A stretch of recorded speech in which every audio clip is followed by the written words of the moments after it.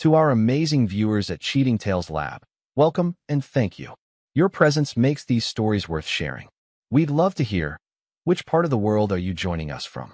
Let us know. Now, let's dive into today's story. Chapter 1. The Architect of Deception. Riker Westfield had always been meticulous in his planning. As one of Portland's most respected structural engineers, he'd built his reputation on anticipating problems before they materialized. At 42, he'd constructed an equally methodical life. A sprawling home in the West Hills, 2 teenage children with promising futures, and a marriage of 17 years to Vanessa, who'd once been his college sweetheart. The rain pounded against the windows of his downtown office as Riker reviewed the final blueprints for the Horizon Tower, a 60-story skyscraper that would redefine the city's skyline. His company had beaten out his brother Donovan's firm for the contract, a victory that had widened the rift between them into something resembling a canyon. "Mr. Westfield, your 3 o'clock canceled," his assistant Laurel announced from the doorway. And Mrs. Westfield called. "She said not to forget about Thanksgiving dinner at your parents' tomorrow." Riker nodded without looking up. "Thanks, Laurel. Did she mention if Hudson and Bailey confirmed they're coming home from college?" "She didn't say, but there was another call earlier from your son. He asked if you could pick him up from the airport tonight instead of tomorrow morning. Something about wanting to surprise his mother." A smile crossed Riker's face, the first genuine one in weeks. Hudson, his 20-year-old son studying architecture at MIT, had always been thoughtful that way. Bailey, his 18-year-old daughter at UCLA, took more after Vanessa with her spontaneous nature and artistic temperament. "Tell Diego I'm leaving early. I'll finish these revisions at home." On the drive to his house, Riker's phone buzzed with a text from a number he didn't recognize.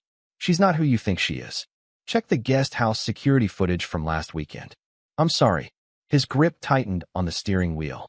The guest house had been Vanessa's art studio for the past year, a place where she claimed to need solitude for her sculptures. Riker had respected her space, despite the gradual distance that had grown between them. Now, a cold dread pooled in his stomach. At home, Vanessa wasn't there, a Thursday pottery class, according to the family calendar. Riker went straight to his home office and accessed the security system. The guest house cameras had been disabled, but the exterior property cameras revealed enough. Donovan's silver Audi pulling into their private drive at 2:17 p.m. last Saturday, leaving 4 hours later. Not the first time, based on the timestamp archives going back months. His brother, his wife. The betrayal crystallized like ice in his veins. Riker's phone rang. His father, Lawrence Westfield, the patriarch who'd built Westfield Construction from nothing. "Son, your mother and I need to speak with you before tomorrow's dinner. There are some family matters to discuss." "Can it wait, Dad? I'm in the middle of something important." "I'm afraid not. It concerns the future of the company and some decisions we've recently made." His father's voice carried an unusual tension. "I'll be there in an hour," Riker replied, his mind already calculating, connecting dots. Before leaving, he made 2 calls. The first to his private investigator, Mira Cowell, who'd helped his company vet potential clients for years. "I need everything you can find on Donovan and Vanessa's activities over the past year. Phone records, hotel stays, financial transactions. Everything." The second call was to his attorney, Barrett Sloan. "Barrett, I need you to prepare divorce papers, but don't file yet. And I need a complete audit of my personal assets, separate from anything connected to Westfield Construction. Immediately." "Trouble at home, Riker?" Barrett's voice was careful, professional. "No," Riker answered coldly. "Just preparation. I never start a project without the proper groundwork." As he drove toward his parents' estate in Lake Oswego, Riker's mind was not on the rain-slicked roads, but on the foundation of lies beneath his life, and how methodically he would dismantle it. Chapter 2. Family Foundations. Lawrence and Martha Westfield's lakeside mansion had always represented the pinnacle of success to Riker. Growing up, he'd watched his father transform a small local construction business into Westfield Construction, one of the Northwest's premier development companies. Now, as Riker parked beside his mother's Range Rover, the house seemed more fortress than home. Martha greeted him with a kiss that barely touched his cheek. "Your father's in his study. He's been on edge all day." Riker found Lawrence standing at the window, tumbler of scotch in hand, gazing out at the boat dock where Riker and Donovan had spent summers as boys. "You wanted to talk," Riker said, declining the offered drink. Lawrence sighed heavily. I've made a decision about succession at Westfield Construction. I assumed we'd continue as planned. I run operations and engineering. Donovan handles sales and client relationships. That was the plan, Lawrence agreed, swirling his scotch. But Donovan has brought some concerns to my attention. The Horizon Tower project is proceeding exactly on schedule and under budget, Riker interrupted. What concerns? He's shown me some calculations suggesting your foundation design has flaws that could become catastrophic over time. He's brought in consultants who agree. Riker stared at his father. That's impossible. My team triple-checked those calculations. He's also pointed out that your marriage to Vanessa has been strained. Says you've been distracted, making errors. The board is concerned about stability in leadership. The pieces clicked into place with devastating clarity. This wasn't just about an affair. It was a coordinated attack on everything Riker had built. So what's the decision? Riker asked, his voice dangerously calm. We're naming Donovan as sole CEO effective after the new year. You'll retain your shares, but step down from operations. Lawrence wouldn't meet his eyes. It's what's best for the company. And you believe Donovan's claims without consulting me? I've seen the reports myself, son. And I've noticed the changes in you. You've become harder, more isolated. Riker stood, straightening his jacket. I see. And does this family decision include my children's inheritance as well? Lawrence looked uncomfortable. We've restructured the family trust. Given the circumstances, the majority will pass to Donovan and his future heirs. I understand perfectly, Riker said, each word precise as a surgical cut. We'll discuss this further at dinner tomorrow. As he left, Riker noticed a text from Mira. Preliminary findings ready. More concerning than expected. Call ASAP. In his car, Riker listened as Mira detailed what she'd found. They've been meeting for at least 14 months. But it goes deeper. I found evidence of shared accounts opened 6 months ago. Large transfers from your family trust authorized by your parents. And there's something else. Records of meetings between Donovan and your project engineers for Horizon Tower. He's sabotaging my design, Riker said, the final piece falling into place. And convincing my own team to help him. There's more, Mira continued. Your daughter Bailey has been in regular contact with Donovan, meeting him when she's home from college. And your son's flight, it was changed. He's actually arriving tomorrow morning, not tonight. The betrayal expanded like a blast radius. Even his children were being drawn into the web. Keep digging, Riker instructed. I want to know everyone involved. At home, Riker bypassed the main house and went to the guest house studio. Using his rarely exercised owner's key, he entered the space that had once been just a guest bedroom and sitting area. Now it was transformed. Easels, clay sculptures, and art supplies scattered about. But art wasn't what caught his eye. On the desk sat architectural renderings, drafts of the Horizon Tower with subtle but critical modifications to his original design. Modifications that would introduce the very flaws Donovan had discovered. Beside them lay a legal document with Vanessa's signature, transferring her portion of their joint assets to a new account. Riker took photographs of everything, careful not to disturb the evidence. Then he sat in the gathering darkness, formulating the architecture of his response. When Vanessa returned home, he greeted her with a practiced smile, discussing Thanksgiving plans as if nothing had changed. Hudson texted that he can't wait to see us, he mentioned casually. Did he? Vanessa replied, not meeting his eyes. That's wonderful. Another lie. Another confirmation. That night, as Vanessa slept, Riker made one final call to an old college friend who'd gone into digital security after a checkered past. Nash, I need a system that will capture and archive communications from specific devices without detection. And I need it operational by tomorrow morning. That's cutting it close, RYK. And probably not entirely legal. I'll make it worth the risk. This is personal. Say no more. I'll be there at 6. As midnight approached, Riker stood at his home office window, watching the city lights below. The family he'd trusted had constructed an elaborate betrayal. Tomorrow, at Thanksgiving dinner, they would spring their trap. But they'd forgotten the most important rule of engineering. Always account for countermeasures. Chapter 3. The Thanksgiving Revelation. Thanksgiving Day dawned with appropriate gloom. Heavy clouds threatening the kind of deluge Portland was famous for. By noon, Nash had installed untraceable monitoring software on Vanessa's devices and placed discreet recording equipment throughout the house. Riker had also transferred substantial funds to accounts only he could access, a preemptive move against the financial strangulation he anticipated. "You're sure this is necessary?" Nash had asked, concern evident beneath his professional demeanor. "More than necessary," Riker had replied. "It's self-preservation." At 3 o'clock, the Westfield family gathered at Lawrence and Martha's estate. Donovan arrived early, helping Martha in the kitchen while casting victorious glances at Riker. Hudson and Bailey hugged their father with what seemed like genuine affection, though Riker noted Bailey's eyes darting to her phone throughout their conversation. "Everything okay, sweetheart?" he asked his daughter. "Just college stuff, Dad," she replied quickly. Too quickly. Dinner began pleasantly enough. Martha's traditional spread, Lawrence's ritual carving of the turkey, wine flowing freely.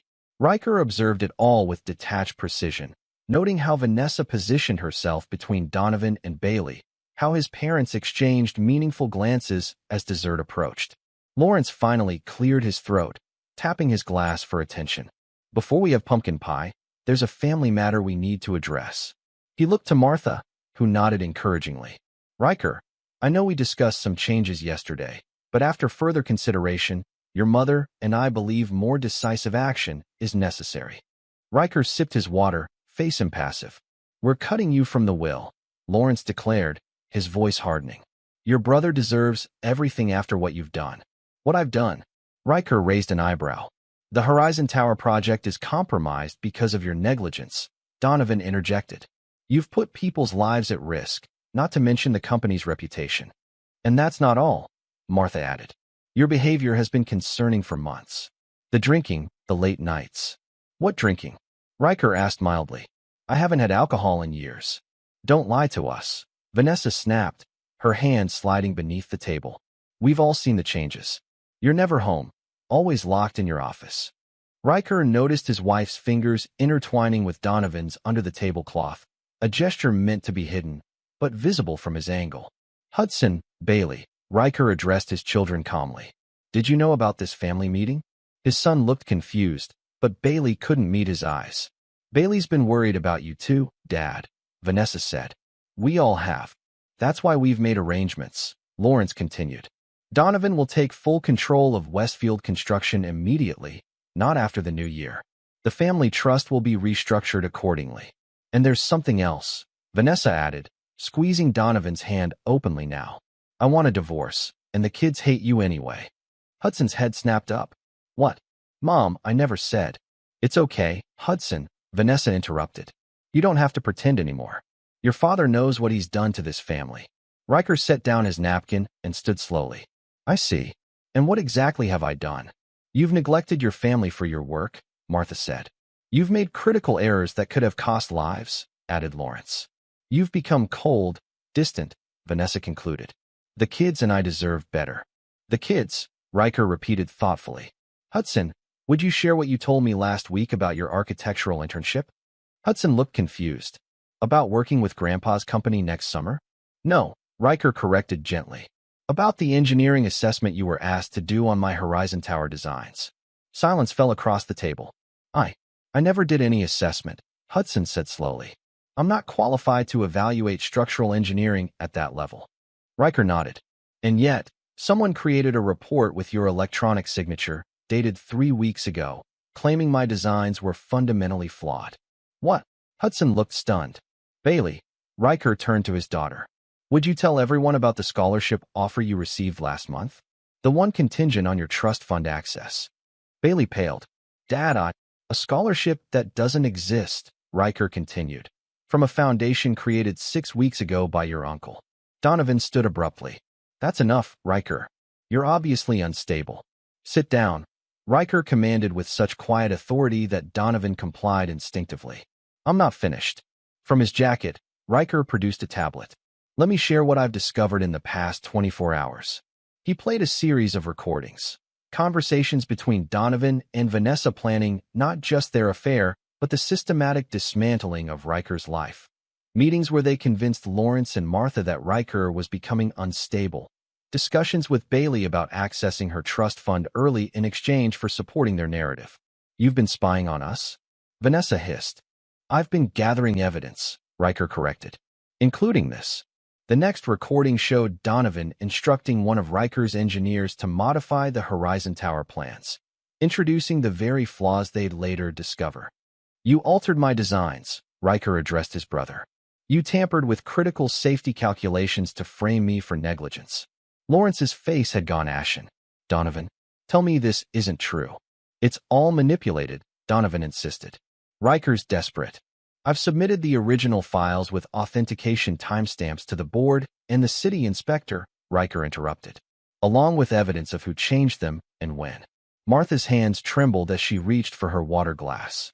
Why would you do this, Donovan? Because he's always been jealous, Riker answered for him. I earned my position while he relied on charm and manipulation. The Horizon Tower was the final straw when his firm lost the bid to mine. Vanessa stood, her composure cracking. You've twisted everything. We're done, Riker. The kids are coming with me. No, Mom, Hudson said firmly. I'm not going anywhere until I understand what's happening. Me neither, Bailey added quietly, tears streaming down her face. Did you really try to buy me off with a fake scholarship, Uncle Donovan? They're manipulating you, Vanessa insisted. Riker, we want you out of the house tonight. You have until midnight. Riker checked his watch with deliberate calm. That won't be necessary. I've already made arrangements. Of course you have, Donovan sneered. Running away when confronted? Typical. Not running, Riker corrected. Responding. He stood, buttoning his jacket. Hudson, Bailey, regardless of what you decide, your college funds are secure in trusts only I can access. They can't be touched by anyone else, including your mother or grandparents. You can't just take their money. Vanessa exclaimed. It's not their money, Riker replied coolly. It's my children's future, which I established with earnings from my private consulting work, separate from Westfield Construction. He turned to his parents. As for the company and family trust, I've instructed my attorneys to initiate proceedings first thing tomorrow morning. The evidence of Donovan's tampering with the Horizon Tower plans constitutes criminal fraud. You wouldn't, Lawrence breathed. I already have, Riker confirmed. The authorities have been notified. We're your family, Martha protested. You ceased being my family the moment you conspired against me, Riker replied without emotion. Hudson, Bailey, I'll be at the Sentinel Hotel if you want to talk. The decision is yours. As Riker walked out, the weight of decades of family history fell away. In his car, he watched the rain cascade down the windshield, obscuring the house where he'd once believed in unbreakable bonds. His phone buzzed, Barrett confirming that all preparations were complete. Everything was in motion now. As Riker drove away from his parents' estate, the first notifications began to light up his family's phones, automated messages triggered by his departure, setting in motion the architecture of consequences he'd designed overnight. By the time he reached the highway, his father had called 13 times in panic. Riker let each call go to voicemail. Lawrence Westfield was discovering that his elder son had just executed a silent takeover of Westfield Construction through proxy votes and leveraged stock options, the culmination of a contingency plan Riker had established years ago but never expected to use. The midnight deadline they'd given him would come and go. By morning, none of them would recognize the landscape of their lives. In the penthouse suite of the Sentinel, Riker poured himself a rare glass of scotch and allowed himself one moment of genuine grief for the family he'd lost. Then, methodical as always, he opened his laptop and began the next phase of his plan. Chapter 4. The Architect Unveiled. 3 days after Thanksgiving, Riker sat in Barrett Sloan's office reviewing the cascade of consequences his actions had triggered. The law firm's floor-to-ceiling windows offered a panoramic view of Portland's rainy skyline, including the partially constructed Horizon Tower in the distance. The board voted unanimously to remove Donovan and reinstate you as CEO, Barrett reported, sliding documents across the polished table. Your father's voting rights have been temporarily suspended pending the fraud investigation. And the project? City inspectors confirmed your original designs were sound. Construction resumes tomorrow under your direct supervision. Riker nodded, his face revealing nothing of the satisfaction he felt.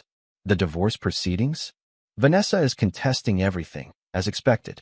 She's hired Tessa Monroe. The shark, Riker commented. Tessa Monroe was notorious for securing brutal settlements for her clients. Let her circle. We're prepared. Barrett hesitated. There's something else.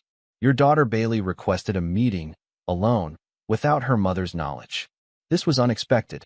Since Thanksgiving, Hudson had reached out several times, but Bailey had maintained radio silence, apparently siding with Vanessa and Donovan. She's here now, actually. In the conference room. Bailey looked smaller somehow, hunched in the oversized leather chair, her UCLA sweatshirt making her seem younger than her 18 years. When Riker entered, she didn't stand. Mom thinks I'm touring apartment options for next semester, she said without preamble. Are you? No. Bailey pushed a flash drive across the table. I'm bringing you this. What is it? Everything. Their plans, their conversations. I've been recording them since September. Riker's carefully maintained composure slipped. You knew? All this time. Bailey's eyes, so like his own, hardened. Uncle Donovan approached me last summer with this scholarship story. Something felt off, so I started paying attention. Then I found Mom's second phone with all the messages between them. Why didn't you come to me sooner? Because I needed to be sure what they were planning. And she hesitated. I wasn't sure whose side I should be on. You've always been so focused on work, Dad. Sometimes it felt like your buildings mattered more than we did. The truth of her words pierced him more deeply than any betrayal. Bailey, let me finish, she interrupted. I was angry enough to listen when they started talking about you being unstable. But then Uncle Donovan asked me to lie about things you'd supposedly said to me. Dark things, scary things. That's when I knew something was really wrong. She tapped the flash drive. There's more than just their affair on here. They were planning to have you committed, Dad. Involuntarily. They had doctors lined up to diagnose you with paranoid delusions. Riker felt cold fury crystallizing in his chest. That's why they wanted me out by midnight. They had a facility ready. Bailey nodded. A private psychiatric hospital in Eastern Washington. Mom signed papers as your next of kin. They were going to claim you'd threatened suicide. For a moment, Riker couldn't speak, the magnitude of the betrayal expanding beyond what even he had imagined. There's something else you should know, Bailey continued. Hudson never knew any of this. They kept him completely in the dark because they thought he wouldn't go along with it. He really believed you were working too hard and needed help. And now, he's devastated. Uncle Donovan tried to convince him you'd fake the evidence, but Hudson's smart enough to see through that. He's been staying at a friend's place, refuses to talk to Mom or the grandparents. Riker studied his daughter, seeing for the first time not just his physical features reflected in her face, but his strategic mind as well. Why are you telling me all this now? Bailey's composure cracked slightly. Because they're not stopping, Dad. They're desperate. And I'm afraid of what they might do next. Do you want to stay with me at the hotel? She shook her head. No. I need to stay close to keep gathering information. Just be careful. After Bailey left, Riker reviewed the contents of the flash drive with Barrett. What they found went beyond family betrayal into criminal conspiracy, evidence of Donovan bribing city officials, Vanessa transferring funds from Riker's accounts, detailed plans for having Riker declared mentally incompetent. This changes the game, Barrett said grimly. We need to involve law enforcement. Not yet, Riker replied, an entirely new architecture taking shape in his mind. They've shown me what they're capable of. Now I'll show them the same courtesy. That evening, in his hotel suite, Riker received an unexpected visitor. Hudson stood in the hallway, soaked from the rain, his face haggard from sleepless nights. Can I come in? He asked simply. Riker stepped aside, watching as his son paced the living area of the suite, struggling to find words. I didn't know, Hudson finally said, about any of it. I swear. I believe you. Bailey showed me some of what she found. Hudson shook his head, unable to continue. Sit down, Riker said, pouring his son a glass of water. You look exhausted. I've been trying to understand how this happened. Why Mom would. Hudson's voice broke. She told me yesterday that you've been abusive for years, that you threatened her and Bailey. That's why she turned to Uncle Donovan. And do you believe that? Hudson met his father's gaze directly. No, I've never seen you raise your voice, let alone your hand. But she was so convincing, Dad. If I didn't know better. They're desperate, Riker said, echoing Bailey's assessment. They've lost their initial advantage, so now they're trying to control the narrative. What are you going to do? Riker considered his son, gifted, honest, perhaps too trusting, just as Riker himself had once been. I'm going to dismantle everything they've built, Piece by piece, he said simply. The question is, where do you stand? Hudson didn't hesitate. With you. Always with you. Riker nodded, feeling a strange mixture of pride and regret. His children had been drawn into a war they didn't create. Then I'll need your help. But I want you to understand something first. Riker leaned forward, making sure Hudson was listening carefully. What I'm planning goes beyond legal remedies. There won't be forgiveness at the end of this road. After what they tried to do to you, I don't expect forgiveness. Good, Riker said, opening his laptop. Because we're going to make sure they never recover.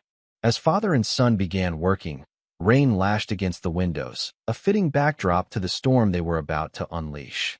Chapter 5. Blueprints of Retribution.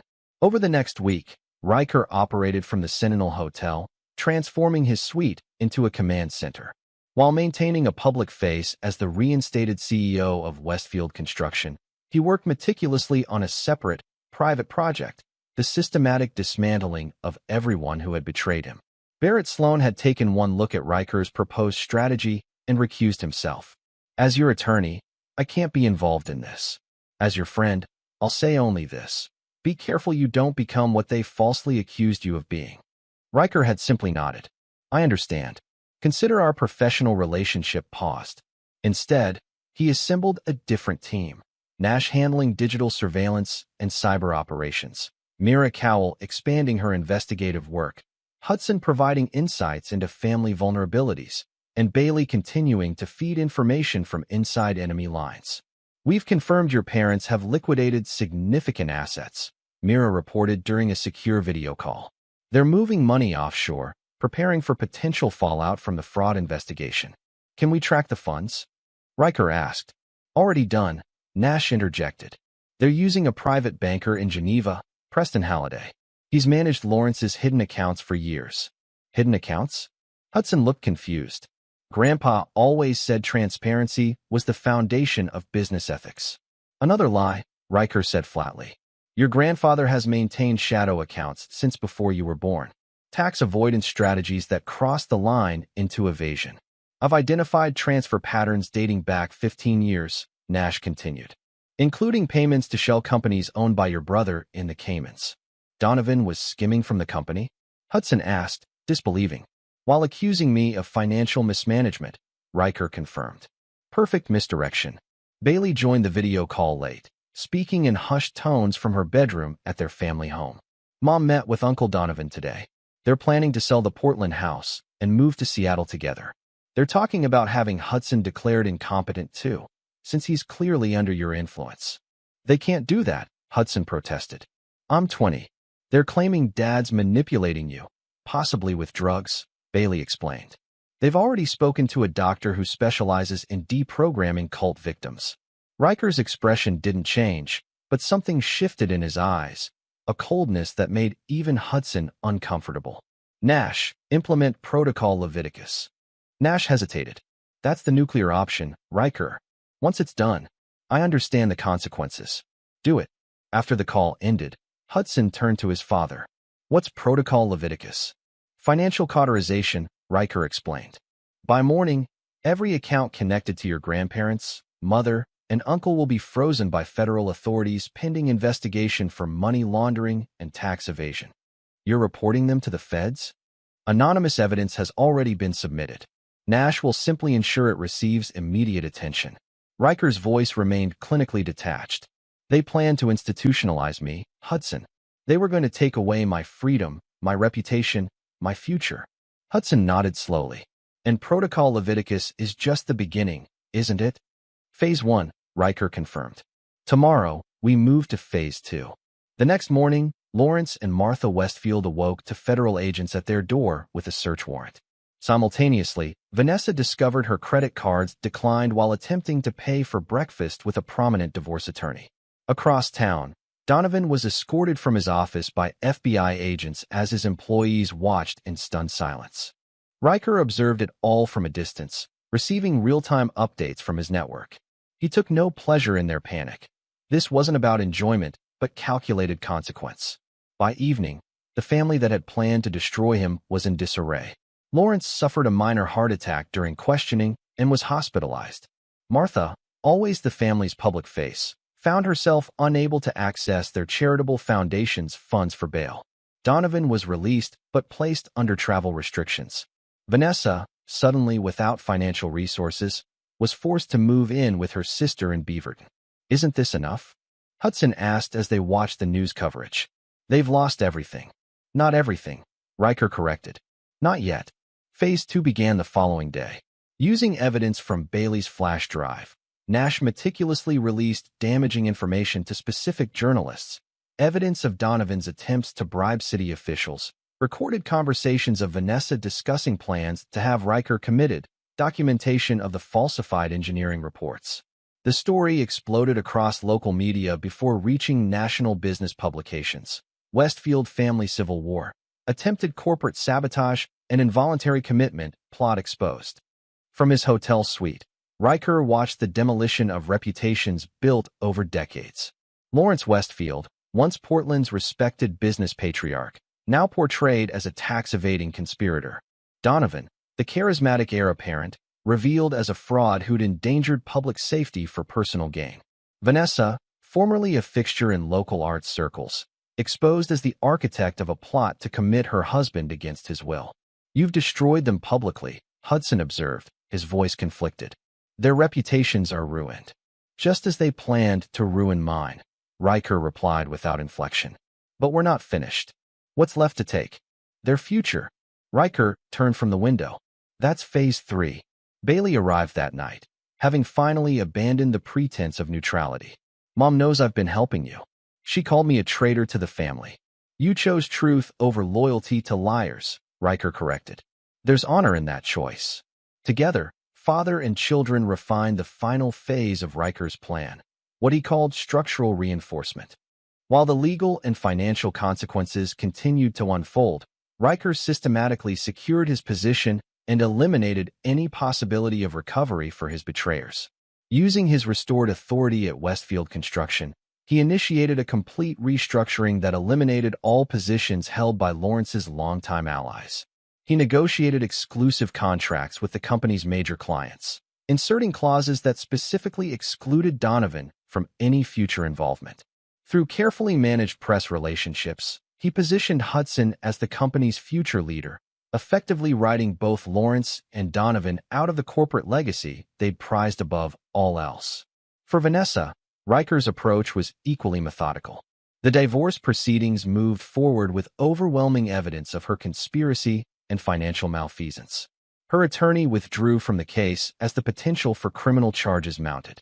Most devastatingly, Riker arranged for her art studio space to be purchased by a developer and scheduled for immediate demolition, erasing years of her work in a single day. "Isn't that excessive?" Hudson questioned when he learned of the demolition plan. "Her studio contained falsified evidence against me and plans for my involuntary commitment," Riker responded. "I consider it a biohazard to be eliminated." By the end of the second week, the Westfield family that had gathered for Thanksgiving was fractured beyond repair. Lawrence remained hospitalized, now facing federal charges. Martha had fled to their vacation home in Hawaii, only to find the property already sold through legal mechanisms Riker had quietly put in place years earlier. Donovan, under investigation for fraud and attempted bribery, was reduced to staying in a budget hotel as his assets remained frozen.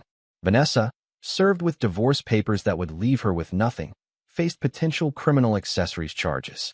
In his hotel suite, Riker reviewed the status of each aspect of his plan with the precision of an engineer inspecting a completed structure. "Is it enough now, Dad?" Bailey asked quietly. Riker considered the question carefully. "Not quite. There's one final structural element to secure." "What's that?" "The future," Riker replied. "Specifically, yours and Hudson's." Chapter 6: Foundations of the Future. On a rare clear December morning, Riker stood with Hudson and Bailey at the construction site of the Horizon Tower. Workers had resumed their tasks with renewed vigor under Riker's direct supervision, the previous cloud of suspicion lifted. "In engineering, we design not just for immediate stability, but for resilience against future threats," Riker explained, pointing to the massive concrete foundation. "That's what I've been doing for you both, securing a foundation that can't be undermined." Earlier that week, Riker had established new trusts for Hudson and Bailey that circumvented the family trust entirely. He'd transferred controlling interest in Westfield Construction into these structures, effectively ensuring that regardless of the legal outcomes for Lawrence and Donovan, the company would remain under their rightful control. "You're giving us the company?" Hudson asked, surprised despite everything they'd been through. "I'm securing your inheritance against those who tried to steal it," Riker corrected. "The transition will be gradual. You'll learn every aspect of the business, starting from the ground up." "And what about you?" Bailey questioned. "What happens to you when this is all over?" Riker's gaze swept across the Portland skyline, a landscape he'd helped shape over decades. "I'll build something new, something entirely my own." That afternoon, they received word that Lawrence had suffered a second, more serious heart attack. As they drove to the hospital, Riker maintained his disciplined composure, though both Hudson and Bailey watched him carefully for any sign of softening. Martha sat alone in the waiting room, her normally perfect appearance disheveled, aging years and weeks. "He's asking for you," she told Riker, not meeting his eyes. "The doctors say it's serious." Riker entered the hospital room alone. Lawrence lay connected to monitors, his powerful presence diminished by illness and disgrace. "Come to witness the end?" Lawrence asked weakly. "I came because my children should have the opportunity to say goodbye to their grandfather, despite everything," Riker replied evenly. "Whether they choose to is their decision. Always the practical one." Lawrence struggled to sit up. "I was wrong about you. Wrong about everything." "Yes, you were. Can you ever forgive?" Riker interrupted, his voice calm but unyielding. "No." Lawrence seemed to shrink further into the hospital bed. "I don't understand you. Never have." "You understood me perfectly well when you thought you could control me," Riker observed. "It's only my independence that confuses you." "What happens now?" Lawrence asked, a tremor in his voice. "Now you face the consequences of your actions. The federal investigation continues. Westfield Construction will thrive under new leadership, and you will be remembered not as the founder of a dynasty, but as a cautionary tale." Tears welled in Lawrence's eyes. "You've become hard, son." "No," Riker corrected. "I've become clear-sighted. There's a difference." He stepped back toward the door. "Hudson and Bailey are outside. I'll send them in if they wish to see you. This is the last time we'll speak." In the waiting room, Riker delivered the doctor's prognosis without embellishment. He stabilized but weakened significantly. "They're monitoring him closely. Should we go in?" Hudson asked, looking to his father for guidance. "That's entirely your decision," Riker replied. "I won't influence you either way." As his children deliberated, Riker received a text from Nash. "Final phase complete. These accounts traced to offshore funding. Criminal charges imminent." While Hudson and Bailey spoke briefly with their grandfather, Riker stepped outside to take a call from Mira. "We've confirmed Vanessa and Donovan purchased one-way tickets to Buenos Aires for tomorrow morning," she reported, using cash and borrowed identification. "Attempting to flee before the indictments," Riker noted. "Predictable. Should I alert federal authorities?" "No," Riker decided after a moment. "Let them board.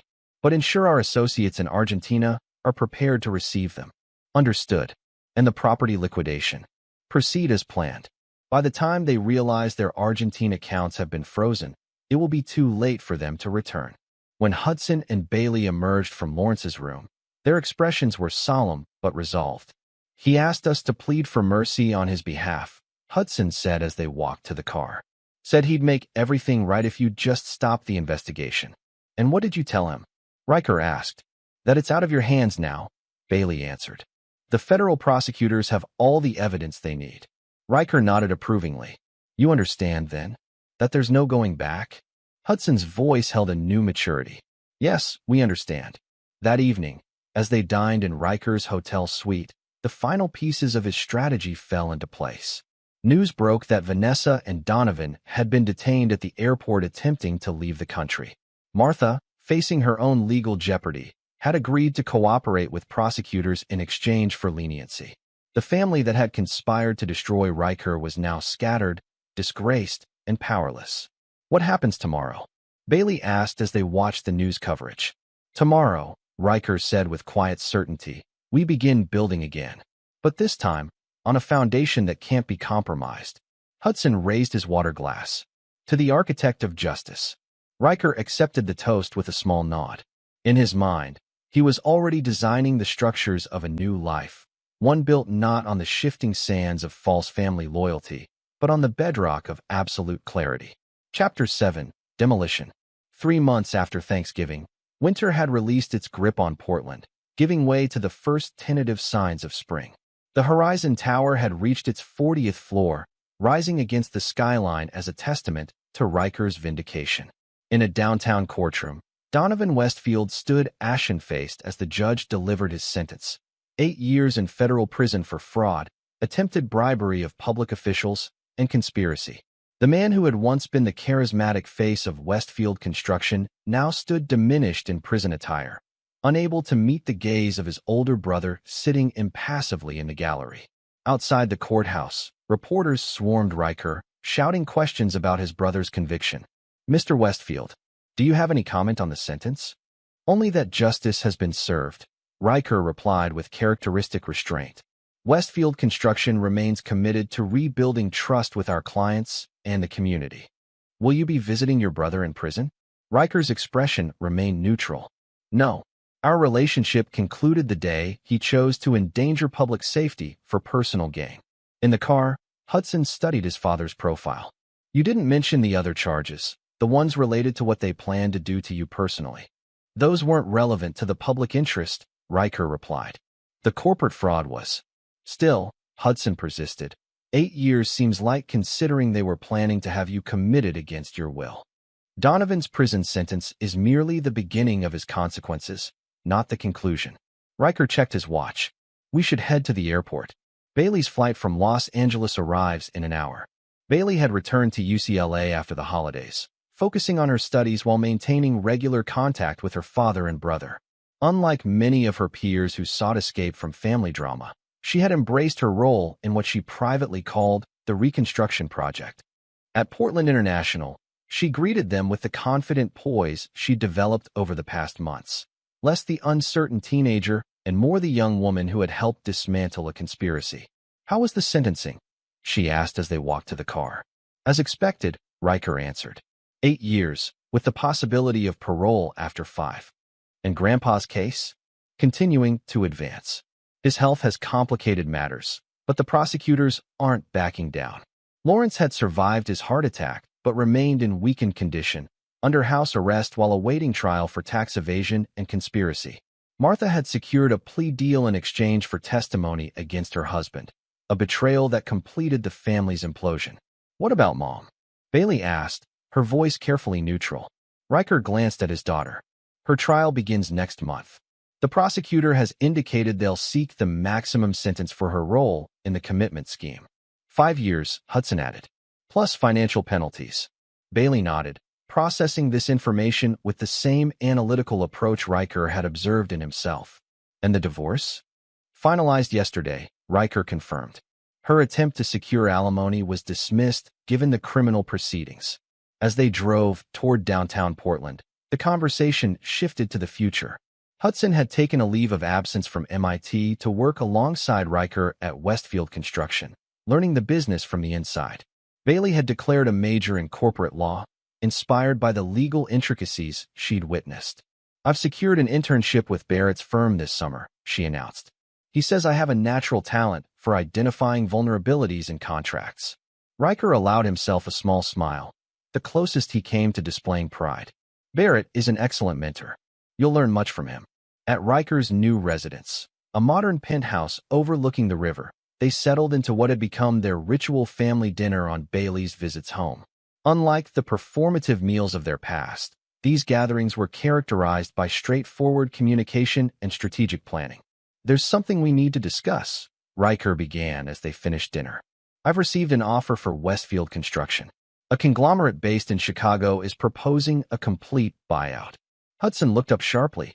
"You're considering selling the company?" "I'm considering all options," Riker clarified. "The offer is substantial, significantly above market value." "But Westfield Construction is our legacy," Hudson protested. "Grandfather built it from nothing." "Grandfather also conspired to steal it from us," Bailey pointed out. "Maybe a fresh start makes sense." Riker studied his children's reactions. "This isn't a decision I'll make unilaterally. The The controlling interest now sits in your trusts, not mine. You both have equal say in the company's future. Hudson seemed surprised. You'd really let us decide something this significant? You've earned that right, Riker said simply. You both demonstrated judgment and loyalty when it mattered most. Later that evening, as Bailey unpacked in her room, Riker received a call from Nash. Vanessa's attorney made another approach, Nash reported. She's offering to provide evidence against Lawrence in exchange for your support at her sentencing hearing. Desperation, Riker observed. What could she possibly offer that Martha hasn't already provided? She claims to have documentation of additional offshore accounts that even Martha doesn't know about. Accounts that could implicate some prominent local politicians. Riker considered this information dispassionately. Forward the details to the prosecutor. I have no interest in bargaining with her personally. She specifically requested to meet with you, Nash pressed. Says there are things you should know that go beyond the legal proceedings. The time for conversation between us ended at Thanksgiving, Riker replied with finality. She made her choice. Now she lives with the consequences.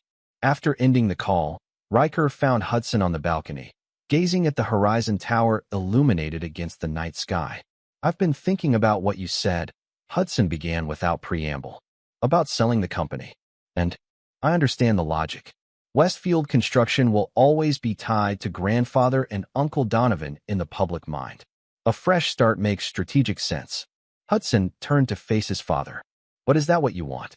After fighting so hard to keep it? Riker considered the question carefully. What I fought for wasn't the company itself, but what it represented, the recognition of truth over lies. That battle has been won. So you're ready to walk away? I'm ready to build something new, Riker corrected. Something that belongs solely to us, without the shadow of betrayal. Hudson nodded slowly. Bailey and I were talking earlier. If we do sell, we want to start a new firm with you.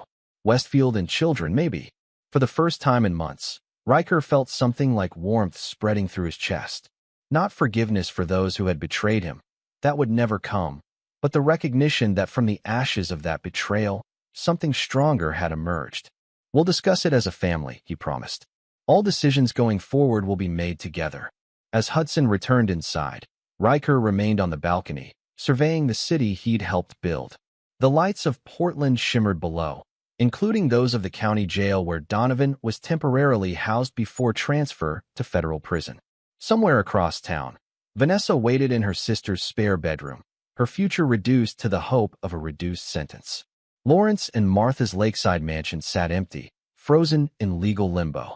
Riker felt no satisfaction in their suffering, only a cold certainty that justice had been precisely calibrated. He had designed their downfall with the same meticulous attention he brought to his engineering projects, calculating load-bearing capacities, identifying structural weaknesses, applying pressure at exactly the right points until collapse was inevitable. Tomorrow would bring new challenges, new opportunities to build. But tonight, standing above the city as his children planned their shared future inside, Riker Westfield allowed himself one moment of perfect clarity. He had not merely survived their betrayal. He had transcended it. Chapter 8. Structural Integrity. The headquarters of Westfield and Associates opened on a bright June morning, occupying the top 3 floors of a sleek downtown tower with views stretching from Mount Hood to the Columbia River. The name, chosen after careful consideration, acknowledged the family's legacy while establishing a clear distinction from Westfield Construction, which had been sold to the Chicago conglomerate for a record sum. Riker stood in his new office, Hudson and Bailey beside him, as Portland's business elite and media gathered for the opening reception. The space reflected his aesthetic perfectly, modern clean lines, natural materials, and absolute functionality without excess. Like the man himself, the design revealed nothing it didn't intend to. Nervous? Bailey asked, straightening her father's already impeccable tie. Focused, Riker corrected, though the faint smile he permitted himself acknowledged her teasing. The past 2 months had brought the final resolution to the Westfield family saga. Lawrence had pleaded guilty to reduced charges, receiving home confinement rather than prison due to his failing health. Martha had relocated to Arizona, cut off from her social circles and former life. Vanessa had received a 4-year sentence, eligible for parole after 18 months. The family that had conspired against Riker now existed only in the periphery of his world. Consequences delivered, justice served. The reception proceeded with the precision Riker demanded of all his projects. Hudson, now 21 and growing into his role as Chief Operations Officer, presented the firm's inaugural projects to potential clients. Bailey, between semesters at UCLA, demonstrated remarkable poise as she discussed the company's commitment to ethical business practices. "You've trained them well," observed Mayor Talia Winters as she joined Riker at the window. "Hard to believe they're the same kids I met at charity events just a year ago." "They've adapted to changing circumstances," Riker replied diplomatically. The mayor studied him with frank curiosity. "You know, Riker, half the city is terrified of you now. The other half wants to learn your secrets. You systematically dismantled one of Portland's most established families without ever raising your voice or showing a moment's weakness." "I simply responded to provocation," Riker observed, his tone even. "Any engineer understands that every action produces an equal and opposite reaction. Is that what it was? Just physics." Mayor Winters smiled slightly. "The DA tells me Vanessa has requested another meeting with you. Third time this month. And my answer remains the same. She claims to have information about additional conspirators. People who helped your brother and parents." Riker turned to face the mayor directly. "If she has information relevant to ongoing investigations, she should provide it to the proper authorities. I have no interest in private negotiations." As the mayor moved away to greet other guests, Barrett Sloan approached with a distinguished-looking man Riker didn't recognize. "Riker, I'd like you to meet Wesley Durham," Barrett said. "He's chief counsel for Meridian Development. They're looking for an architectural engineer for their Vancouver waterfront project."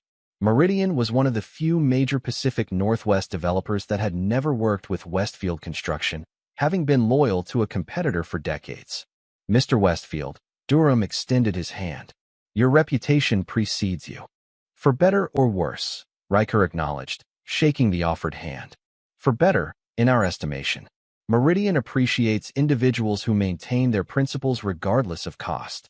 Durham's assessment was direct, professional. "Would you be interested in reviewing our preliminary concepts? The project requires someone with your exactitude." "I'd be happy to schedule a meeting next week," Riker replied. "Hudson should join us as well. He'll be taking lead on new project development." As the reception continued, Riker moved through the crowd with practiced ease, neither seeking nor avoiding attention. He had never been the charismatic face of his family's business. That role had belonged to Donovan. Instead, he had always been its foundation, its structural integrity. Now, that strength stood revealed rather than concealed. Later that evening, after the guests had departed, Riker sat with Hudson and Bailey in the conference room, reviewing the day's outcomes. "Meridian is a significant potential client," Hudson noted, scrolling through his tablet. "If we secure their Vancouver project, it could lead to their Seattle redevelopment next year." "We've received 14 formal inquiries from attendees today," Bailey added, "plus 3 more from former Westfield Construction clients who want to follow you rather than stay with the new ownership." Riker nodded approvingly. "A successful launch." "There's something else," Hudson said, hesitating slightly. "I received a call from Uncle Donovan's attorney this morning." Riker's expression didn't change. "What did he want?" "To inform us that Uncle Donovan is being transferred to a federal facility in Minnesota next week. He asked if we would consider visiting before he goes." "And your response?" Hudson met his father's gaze directly. "I told him that we've moved forward with our lives and suggest he do the same." "An appropriate answer," Riker approved. "Bailey, have you heard from your mother's representatives?" She nodded. "Her new attorney sent a letter asking if I would provide a character statement for her parole hearing next year. I haven't responded yet." "You're both adults," Riker said after a moment. "Your relationships with your former family members are your own to determine. I won't dictate your choices." "But you've made your position clear," Bailey observed. "No contact, no forgiveness." "My position reflects my experience," Riker corrected. "They conspired to destroy me, not just financially or professionally, but completely. My response is proportional." Hudson leaned forward. "What if they genuinely regret what they did? People can change, can't they?" "Perhaps," Riker acknowledged. "But regret that comes only after failure and consequences is not genuine remorse. It's merely disappointment in their own miscalculation." That's cold, Dad, Bailey said quietly. It's accurate, Riker replied without defensiveness. In engineering, we don't rely on hopes or intentions. We calculate load-bearing capacities based on demonstrated strength. People are no different. They've demonstrated their character under pressure. I've adjusted my calculations accordingly. The conversation shifted to upcoming projects and business development strategies. The family matter closed with Riker's characteristic finality. As they worked into the evening, the lights of Portland gradually illuminated below them, a city where the Westfield name now carried new meaning. Later that night, after Hudson and Bailey had departed for their respective apartments, Riker remained in his office reviewing preliminary designs for the Meridian project. A text from Nash interrupted his concentration. Surveillance confirms V received contraband cell phone in prison. Attempted to contact Hudson directly. Message intercepted. Riker's expression hardened imperceptibly. Despite everything, Vanessa was still trying to manipulate their children to find cracks in the foundation he'd rebuilt. Content. He replied. Emotional appeal. Claims evidence of Lawrence forcing her participation in conspiracy through threats. Requests secret meeting with H. Riker considered this information carefully. 6 months ago, such an attempt might have succeeded. Hudson, in particular, had struggled with the absolute severance of family ties. But now, strengthened by truth and clarity, his son would recognize the manipulation for what it was. No action necessary, Riker texted back. H will report contact if received. He returned to his designs, the brief interruption already compartmentalized and filed away. Outside his window, the partially completed Horizon Tower stood illuminated against the night sky, a structure he designed, nearly lost, and ultimately reclaimed. A testament to his principle that proper engineering always prevailed against attempts to compromise structural integrity. Tomorrow would bring new challenges, new designs, new opportunities to build.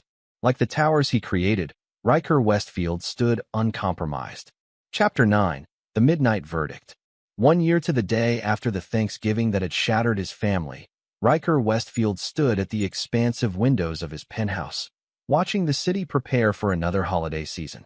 Below, Portland's streets glimmered with early decorations while a gentle snowfall, rare for November, dusted the landscape with crystalline purity. The past year had transformed him in ways both visible and invisible. Westfield and Associates had rapidly established itself as the premier architectural engineering firm in the Pacific Northwest, with prestigious projects stretching from Vancouver to San Francisco. Hudson had grown into his executive role with remarkable aptitude, while Bailey divided her time between UCLA studies and apprenticing at the firm during breaks. To outside observers, Riker Westfield appeared to have emerged from betrayal not merely intact, but enhanced, his reputation for brilliance now matched by a reputation for implacable resolve. The doorbell interrupted his contemplation. Though he wasn't expecting visitors, the security system had already identified and cleared the arrival, Barrett Sloan. I apologize for coming unannounced, Barrett said as Riker admitted him, brushing snow from his overcoat. But this couldn't wait for morning. What's happened? Riker asked, leading his friend and attorney to the living room. Barrett placed a file on the coffee table. Lawrence died 2 hours ago. Heart failure.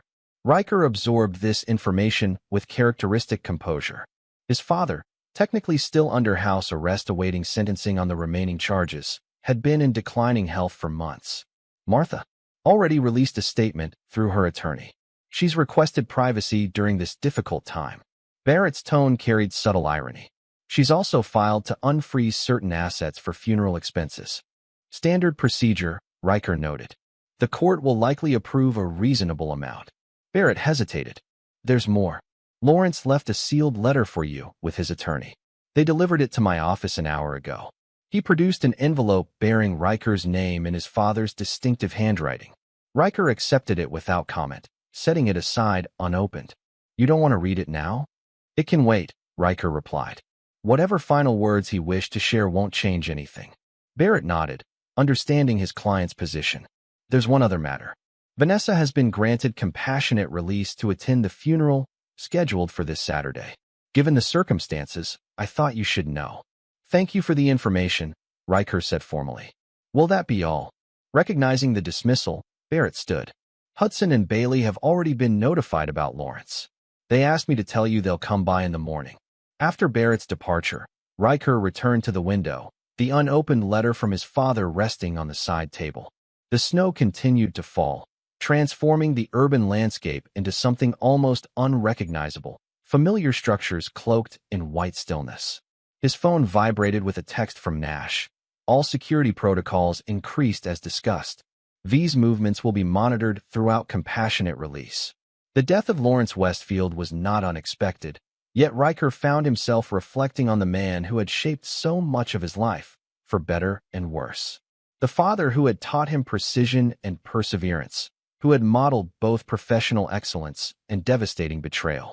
The sealed letter seemed to grow more insistent in his peripheral vision. Whatever final communication Lawrence had crafted, confession, justification, perhaps even an attempt at reconciliation, Riker felt no urgency to receive it.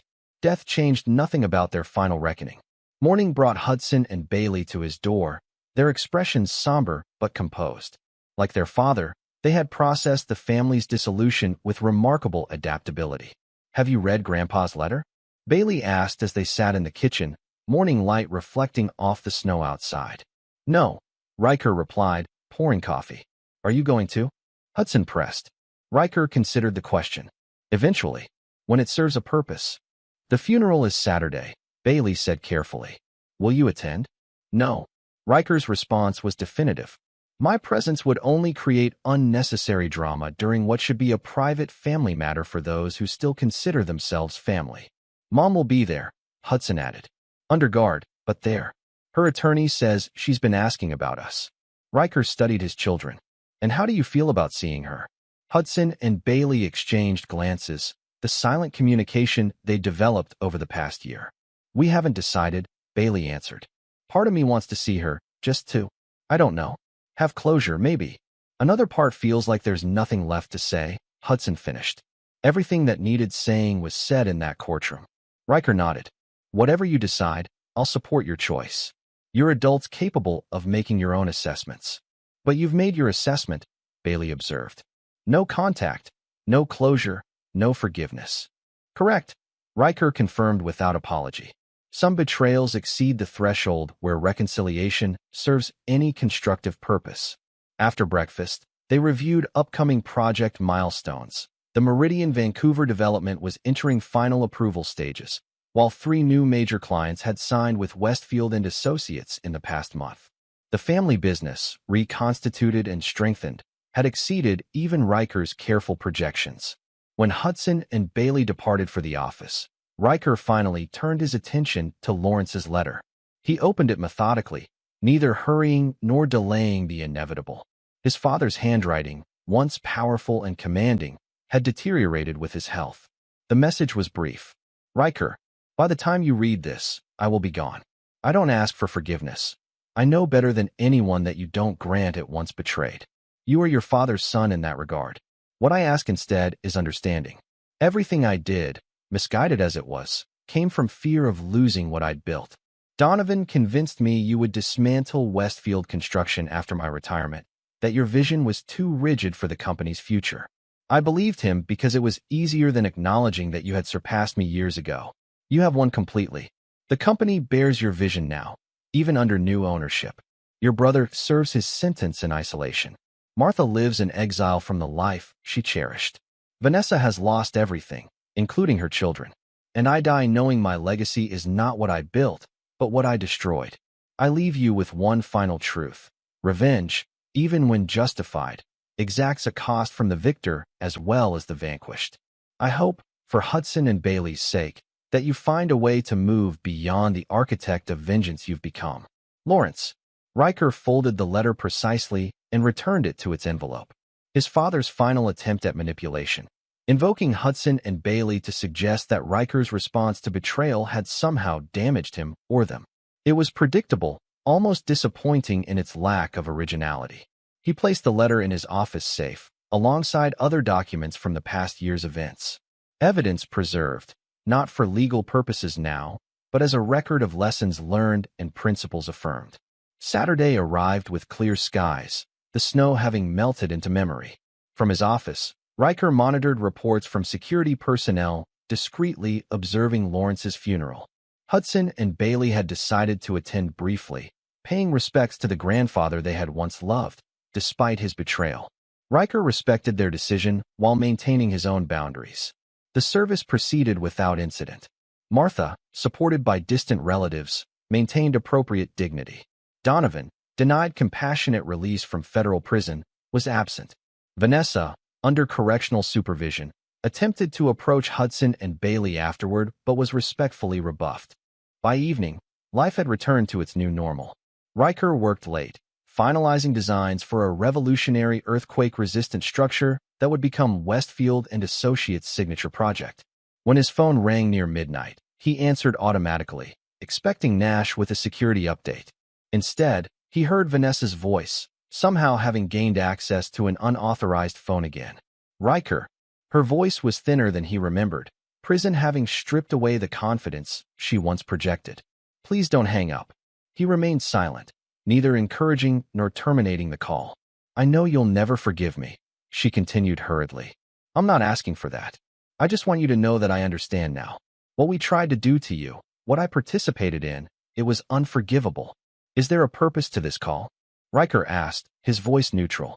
I saw Hudson and Bailey today. They look incredible, strong. You've raised them well, especially this past year. They've grown through adversity, Riker acknowledged. A valuable, if difficult lesson. Like father, like children, Vanessa said softly. They have your resilience. Your clarity. Is that all? She hesitated. Lawrence's letter, did you read it? Yes. Then you know his final thoughts. His concern that revenge might have changed you. A predictable attempt at posthumous manipulation, Riker observed. Unsuccessful. But he wasn't entirely wrong, was he? Vanessa pressed. The Riker I married could be cold, methodical, even distant, but never cruel. What you did to us was precisely calibrated to the harm you intended, Riker interrupted. Nothing more, nothing less. We'll never see each other again after this call, Vanessa said, an edge of desperation entering her voice. I just need to know one thing. Was there ever a moment when you considered forgiveness? Even a possibility of it? Riker considered the question with his characteristic thoroughness. No. The silence stretched between them, 17 years of marriage reduced to this final midnight reckoning. I understand, Vanessa finally said, her voice steadier now. Goodbye, Riker. After the call ended, Riker returned to his designs, the interruption compartmentalized like all other distractions. Outside his window, Portland had fallen silent under the weight of night, the city's lights creating patterns of illumination against darkness, structure imposed upon chaos, order upon disorder. Tomorrow would bring new challenges, a breakfast meeting with Hudson and Bailey to discuss the firm's 5-year strategic plan, final review of the Meridian Vancouver project, preliminary discussions about expanding Westfield and Associates to international markets. The betrayal that had nearly destroyed him had instead become the foundation for something stronger, more resilient, more precisely engineered. Hudson and Bailey had emerged as partners rather than merely heirs. The architectural vision he'd always pursued could now manifest without compromise or constraint. In the silence of midnight, Riker Westfield permitted himself a moment of perfect clarity. He had not merely survived, he had reconstructed. And in that reconstruction, he had built exactly the life he'd always intended, governed by principles that would never again be undermined by misplaced trust or family obligation. The architect of vengeance had become the architect of his own uncompromised future, and in that future, there was no place for forgiveness. Only the clean precision of justice served and consequences delivered. 1 year after that Thanksgiving dinner, as his father's phone had exploded with panic when Riker reached the highway, the final design was complete. The foundation was secure. The structure would endure. This is where our story comes to an end. Share your thoughts in the comments section. Thanks for your time. If you enjoy this story, please subscribe to this channel. Click on the video you see on the screen, and I will see you there.